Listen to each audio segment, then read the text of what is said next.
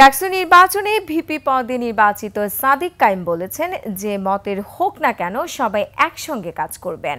তিনি বলেন সবাইকে নিয়ে ক্যাম্পাসকে স্বপ্নের ক্যাম্পাস হিসেবে গড়ে তুলবেন। বিশ্ববিদ্যালয়ের সিনেট ভবনে সংবাদ সম্মেলনে প্রতিক্রিয়া জানিয়ে ছাত্র শিবির সমর্থিত প্যানেলের নির্বাচিত ভিপি সাদিক কায়েম বলেন, জুলাই বিপ্লব ঢাকা বিশ্ববিদ্যালয় থেকে শুরু হয়েছে। কালার এক্সপার্ট, জর্জ স্যাপ এবং মাইল্ড অন হ্যান্ডস টেকনোলজি সমৃদ্ধ অরিক্স ক্রিস্টাল ওয়াশ আপনার লন্ড্রি এক্সপার্ট। ঢাকা বিশ্ববিদ্যালয় থেকে আগামী বাংলাদেশের স্বপ্ন দেখবেন বলে জানান তিনি। যারা একসাথে নির্বাচন করেছেন তারা প্রত্যেকে উপদেষ্টা হিসেবে উল্লেখ করে তাদেরকে পরামর্শ দেওয়ারও আহ্বান জানান তিনি। জিএস নির্বাচিত হওয়ার পর প্রতিক্রিয়া জানিয়েছেন ছাত্র শিবিরের নেতা SM ফরহাদ। বলেন, এটি সব শিক্ষার্থীর বিজয়, ব্যক্তির বিজয় নয়। আমাদের শিক্ষার্থীদের যে স্বপ্নের ক্যাম্পাস, সেই স্বপ্নের ক্যাম্পাস বিনির্মাণ না হওয়ার আগ পর্যন্ত আমরা থামবো না। আমরা আমাদের লড়াই চালিয়ে যাবো ইনশাআল্লাহ।